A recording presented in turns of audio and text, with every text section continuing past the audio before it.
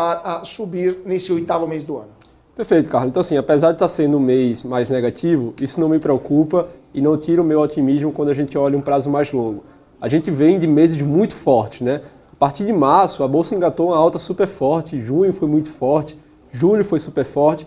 E é importante ressaltar que o índice Ibovespa subiu, mesmo com Vale, que é super representativo no índice, caindo, né? Se a gente tirasse Vale, né, a queda ali da Vale, a Bolsa está num patamar muito mais alto. Se a gente olha o índice Small Caps, a alta foi muito mais forte. Então a gente vem de uma alta bem expressiva e é natural que em dado momento tenha alguma correção, então eu acho uma correção até amplamente saudável para não entrar no patamar de empolgação e de questões de bolhas. Eu vejo isso como um caminho natural, tá certo? E tem muito aquela história, né? Tem um ditado do mercado que é sobe no boato e cai no fato. Então a Bolsa veio subindo muito nessa questão da queda dos juros, né? A gente teve essa queda materializada e muito investidor que se posicionou para esse cenário possivelmente aí está recolhendo lucro. Então, assim, eu acho natural, depois que você vem de meses muito fortes, como junho e julho, você tem aí uma correção, perfeitamente natural, não acho que está entrando numa tendência de baixo e longo prazo.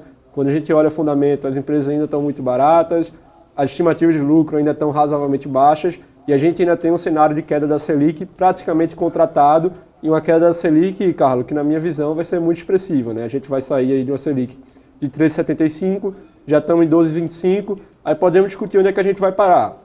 Tem gente que fala que é 9, tem gente que fala que é 8, tem gente que fala que vai cair abaixo do neutro, né, que seria ali seus 8, 9%. Então, assim, eu acho que isso, sinceramente, é o de menos, né? A velocidade desse corte, a não ser que você esteja falando de uma empresa muito alavancada, ela não é tão importante. O que é mais importante para mim é a direção, que está muito claro que é para baixo, e a magnitude, que está muito claro que vai ser relevante e com fundamento. Você não está abaixando a Selic, como foi feito ali no período Dilma, que foi uma marretada para baixo, sem fundamento. Você está abaixando a Selic porque as expectativas de inflação estão ficando ancoradas e a economia está dando sinais de aquecimento. Você baixa a Selic, eu acho que isso vai ter muito efeito positivo para a economia e para a Bolsa. Pois é, né? Mas só para complementar esse ponto, depois eu deixo a palavra para a Isa e para o David também. Mas você não acha também que muita gente está saindo, principalmente gringos, estão começando a sair da Bolsa prevendo aquilo que poderia acontecer no fiscal no Brasil? Porque coincidiu agora o mês de agosto com o resultado do primeiro semestre do ano.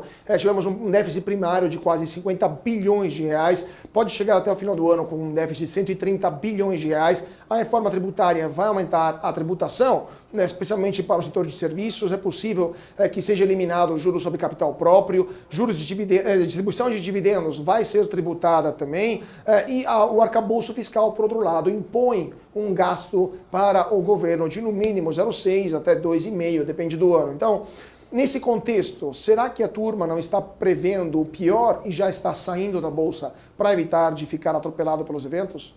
É uma boa pergunta, Carlos, mas na minha visão, né, digamos assim, a saída do investidor estrangeiro ou até a não entrada no fluxo forte dele aqui está mais relacionado ao que está acontecendo lá fora do que o que está acontecendo no Brasil. Lá fora, né, após altas muito fortes também, a gente vê aí um clima mais de compasso de espera, né? A gente vê aí a Treasury, né, o título americano, batendo taxas recordes e o Fed ainda não sendo muito claro se ele vai parar de subir agora, se ele vai fazer mais alta, em que momento ele vai começar a reduzir essa taxa de juros.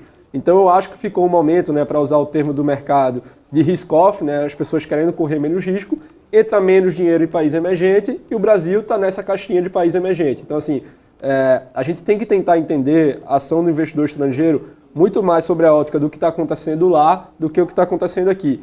É óbvio que o que está acontecendo aqui é super importante, mas muitas vezes, né, a primeira variável de decisão dele é o que está acontecendo lá e está lá no momento mais de risk-off, né, que a gente vai ter que ver se vai acompanhar. Agora, essa questão do risco fiscal, Carlos, eu acho que assim, isso vai ser o que vai determinar o rumo dos mercados nos próximos 3, 4 anos, né? Porque a gente tem uma queda da Selic praticamente contratada. Ninguém mais discute, né, que a Selic tem que cair, tem uma discussão sobre qual vai ser a Selic terminal, mas isso está contratado, isso está superado, o mercado sempre olha para frente. Para frente, eu acho que o que vai ser acompanhado muito de perto é a questão do resultado fiscal do governo. A Fazenda tem uma meta bem arrojada, né? Então tem a meta de zerar o déficit no ano que vem, e depois já começar a entregar um superávit, né, chegando até 1%, enquanto o mercado, né, eu estava olhando o Boletim Focus agora, o mercado ele acha que o governo vai ter déficit até 2026.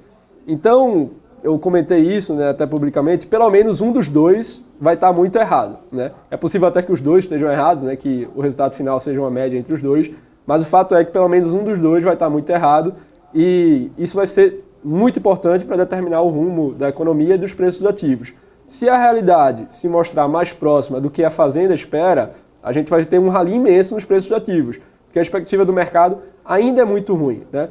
E o que eu vejo que permite você ficar até um pouco mais otimista, que mesmo que o governo não entregue suas metas de superávit primário, ainda assim, né, ele pode entregar um resultado melhor do que o que está precificado pelo mercado, melhor do que o que está esperado pelo Boletim Focus, porque simplesmente o mercado hoje não acredita no plano fiscal do governo, ele não acredita que esse plano fiscal vai ser entregue. Isabela. Ainda sobre essa questão fiscal, né, a gente já observou um estresse ali na curva de juros, né, que refletiu nas ações. Você acredita que o mercado ainda não está precificando totalmente essas incertezas? O estresse na curva seria apenas o começo do que a gente pode ter pela frente? Perfeito. Assim, eu observo que o mercado ele ainda precifica um razoável risco fiscal. Então, por exemplo, se a gente olha o DI futuro ali mais longo, para olhar a curva futura de juros, né, a gente tem ali um DI de 10,5, né? Isso significa que o mercado está falando que a Selic vai cair, e ela vai cair ali para os seus 9, né? Quando a gente olha o DI futuro, ele precifica mais ou menos isso, mas que logo depois ela volta a subir e ela vai ficar num patamar ali, né? A média entre hoje até o vencimento do título de 10,5. Então isso, na minha visão, o mercado já está precificando um risco fiscal, então eu tento enxergar isso até pela ótica mais otimista, de que se o resultado entregue for melhor do que o que está precificado hoje, o preço dos ativos tem que reagir positivamente. Na minha visão, o mercado ainda está embutindo um cenário razoavelmente pessimista, que é que a Selic vai ficar num patamar médio de 10,5. Se a gente está falando que o Banco Central vai cumprir a sua meta de ter uma inflação ali de 3, 4%, a gente está falando de um juro real de 6,5%. É um juro real muito restritivo, né? Então, na minha visão, o mercado já precifica em um cenário mais pessimista. É claro que, se os anos forem passando e o governo, né, seguir gastando muito e não conseguir trazer a receita, né, ajuste fiscal é muito simples. Ou você reduz despesa ou você aumenta a receita.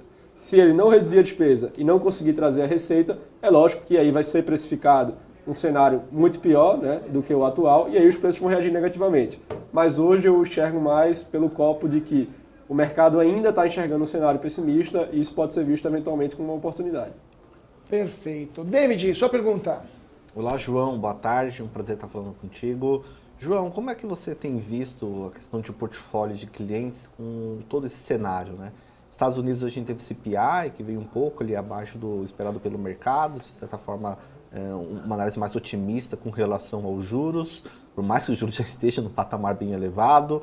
Aqui na nossa bolsa, o início aí do ciclo de queda dos juros também, falando da Selic, mas com toda essa questão fiscal que ainda está no radar dos investidores.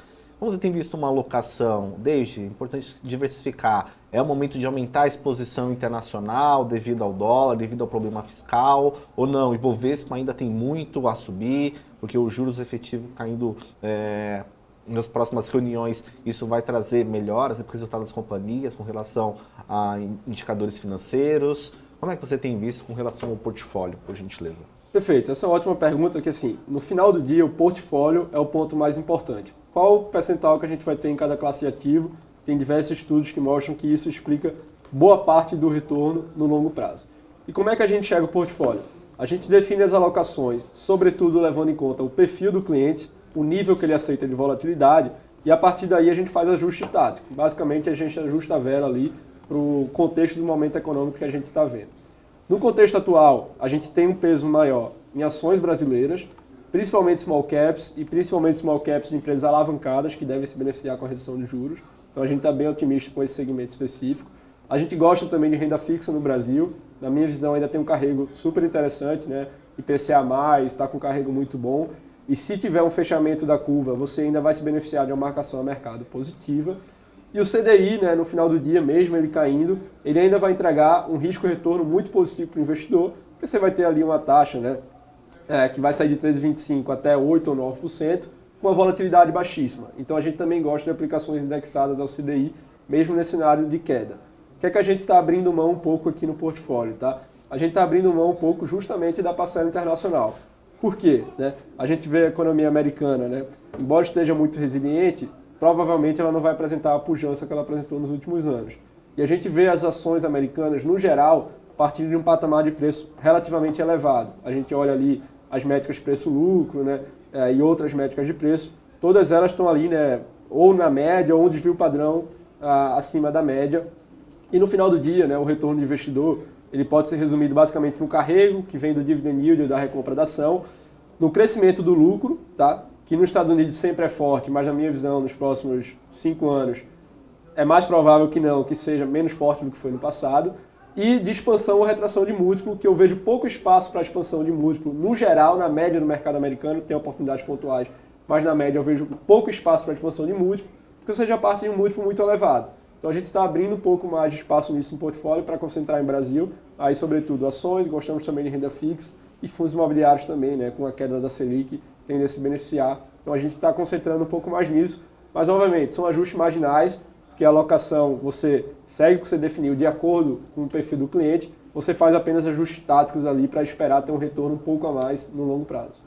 Pois é, Arthur, essa questão é interessante da alocação no mercado brasileiro, porque estou dando uma olhada também na carteira da Suno e já há algumas semanas, né, tem o Banco do Brasil na carteira da Suno.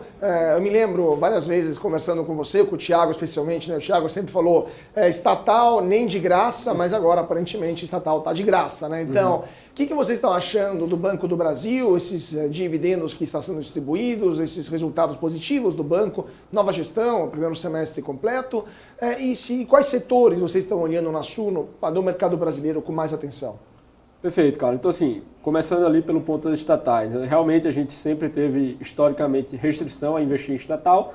Por questão de governança, alocação de capital, ela sempre costuma ser, né, menos cuidadosa do que a alocação privada. Porém, né, na nossa visão, né, a gente tem uma escola de Vale Invest, então para a gente tudo tem o preço. E na nossa visão tinha um pessimismo exacerbado em empresas estatais, ali Banco do Brasil e Petrobras. Então a gente teve esse call. Foi um call super contrarian, né? Então, assim, ninguém estava acreditando muito nesse call, as ações estavam super leves, por isso que negociava no múltiplo super baixo. E foi um call, dá para dizer já, né, que foi um call muito acertado, porque o retorno foi espetacular, né, dessas duas ações ao longo do tempo. E até por isso a gente está aí outperformando boa parte da indústria aí nessas últimas janelas, porque a gente tinha uma proporção muito grande nessas ações que boa parte dos nossos concorrentes não tinham, né? Então esse foi um ponto importante.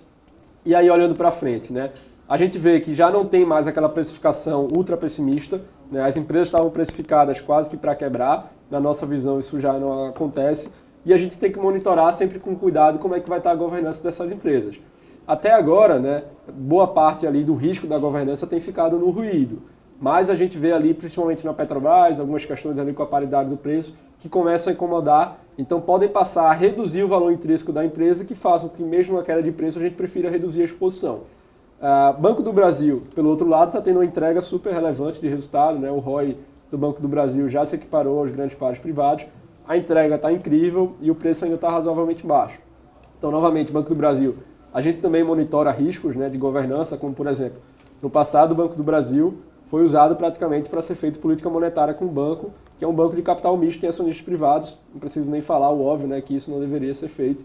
Então esse é sempre um risco que a gente tem que monitorar. Na nossa visão hoje é um preço que justifica você correr esse risco, mas também, né, nossa visão depois dessa alta imensa, não são mais oportunidades incríveis, são empresas ali que têm um carrego razoável e que obviamente você tem que ter sempre um cuidado a mais de monitorar a governança, você não pode simplesmente comprar e esquecer, porque você tem um acionista ali que eventualmente ele pode agir para favorecer o controlador, que é o Estado, e não favorecer o acionista privado, né, que é quem compra lá as ações na Bolsa. Claro, claro. Temos ainda uns 3 minutinhos. David, tem mais uma pergunta, uma última pergunta para o Arthur? Algum setor, Arthur, você tenha visualizado que ainda ficou para trás, falando aqui de Bovespa? Você falou de small caps, falou de investimento aqui também em renda fixa, mas algum setor que tenha ficado para trás? Você acha que nesse segundo semestre deve apresentar aí uma boa valorização pensando nas ações? Perfeito. Assim, a gente não enxerga um setor em específico, porque nossa filosofia de investimento, a gente é bem agnóstico em relação ao setor.